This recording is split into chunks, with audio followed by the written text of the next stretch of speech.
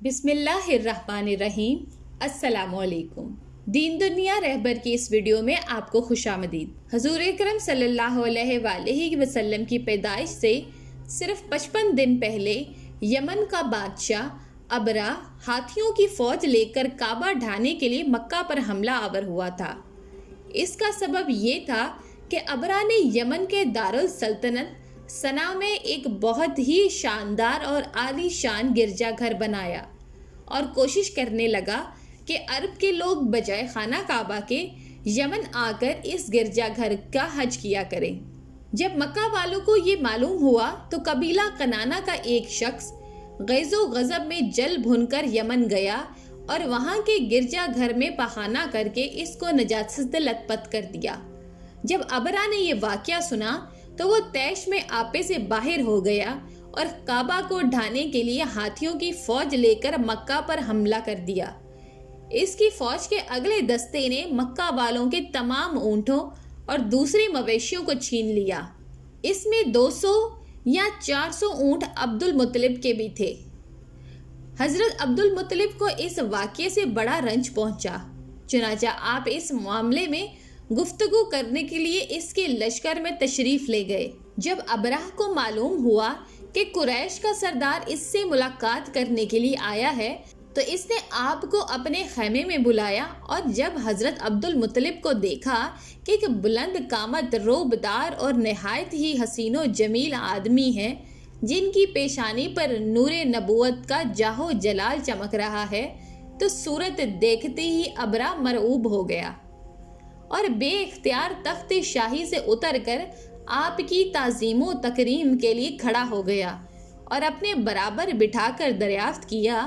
کہ کہیے سردار قریش، یہاں آپ کی تشریف آوری کا کیا مقصد ہے؟ حضرت عبد المطلب نے جواب دیا کہ ہمارے اونٹ اور بکریاں وغیرہ جو آپ کے لشکر کے سپاہی ہانک لائے ہیں، آپ ان سب مویشیوں کو ہمارے سپرد کر دیجئے۔ یہ سن کر ابرہ نے کہا، اے سردار قریش، میں تو یہ سمجھتا تھا کہ آپ بہت ہی حوصلہ مند اور شاندار آدمی ہیں، مگر آپ نے مجھ سے اپنے اونٹوں کا سوال کر کے میری نظروں میں اپنا وقار کم کر دیا۔ اونٹ اور بکری کی حقیقت ہی کیا ہے؟ میں تو آپ کے کعبے کو توڑ پھوڑ کر برباد کرنے کے لیے آیا ہوں، آپ نے اس کے بارے میں کوئی گفتگو نہیں کی۔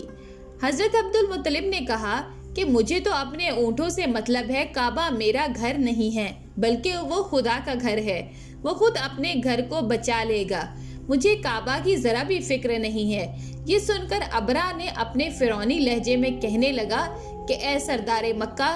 سن لیجئے، میں کعبہ کو ڈھا کر اس کی اینٹ سے اینٹ بجا دوں گا اور روئے زمین سے اس کا نام و نشان مٹا دوں گا، کیونکہ مکہ والوں نے میرے گرجا گھر کی بڑی بے حرمتی کی ہے، اس لیے میں اس کا انتقام لینے کے لیے کعبہ کو مسمار کر دینا ضروری سمجھتا ہوں۔ حضرت عبد المطلب نے فرمایا کہ پھر آپ جانے اور خدا جانے، میں آپ سے سفارش کرنے والا کون؟ اس گفتگو کے بعد ابرہ نے تمام جانوروں کو واپس کر دینے کا حکم دے دیا اور عبد المطلب تمام اونٹوں اور بکریوں کو ساتھ لے کر اپنے گھر چلے آئے اور مکہ والوں سے فرمایا کہ تم لوگ اپنے اپنے مال مویشیوں کو لے کر مکہ سے باہر نکل جاؤ اور پہاڑیوں کی چوٹیوں پہ چڑھ کر اور دروں میں چھپ کر پناہ لو۔ مکہ والوں سے یہ کہہ کر پھر خود اپنے خاندان کے چند آدمیوں کو ساتھ لے کر خانہ کعبہ میں گئے اور دروازہ کا حلقہ پکڑ کر انتہائی بے قراری اور گریہ و زاری کے ساتھ دربار باری میں اس طرح دعا مانگنے لگے کہ اے اللہ، بے شک ہر شخص اپنے گھر کی حفاظت کرتا ہے، لہٰذا تو بھی اپنے گھر کی حفاظت فرما اور صلیب والوں اور صلیب کے پجاریوں کے مقابلے میں اپنی اطاعت شعاروں کی مدد فرما۔ حضرت عبد المطلب نے یہ دعا مانگی اور اپنے خاندان والوں کے ساتھ لے کر پہاڑ کی چوٹی پر چڑھ گئے اور خدا کی قدرت کا جلوہ دیکھنے لگے۔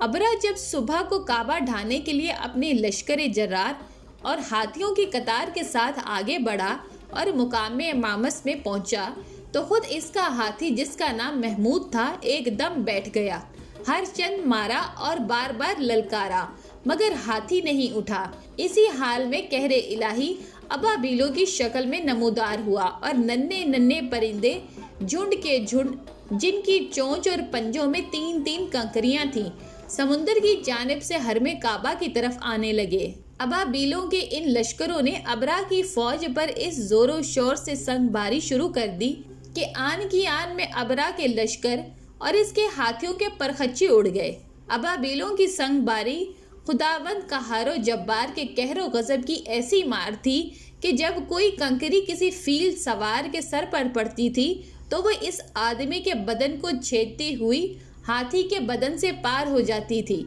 अबरा की फौज का एक आदमी भी जिंदा न बचा और सब के सब अबरा और इसके हाथियों समेत इस तरह हलाको बर्बाद हो गए कि इनके जिस्मों की बोटियां टुकड़े टुकड़े होकर जमीन पर बिखर गईं।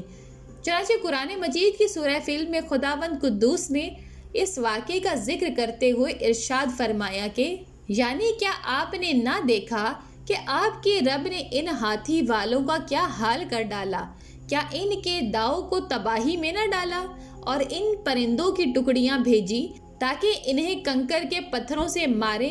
तो इन्हें चबाए हुए भुस जैसा बना डाला। जब अबरा और इसके लश्करों का ये अंजाम हुआ तो अब्दुल मुत्तलिब पहाड़ से नीचे उतरे और खुदा का शुक्र अदा किया। इनके इस करामत का दूर दूर तक चर्चा हो गया और तमाम अहले अरब इनको एक खुदा रसीदा बुजुर्ग की हैसियत से काबिल एहतराम समझने लगे।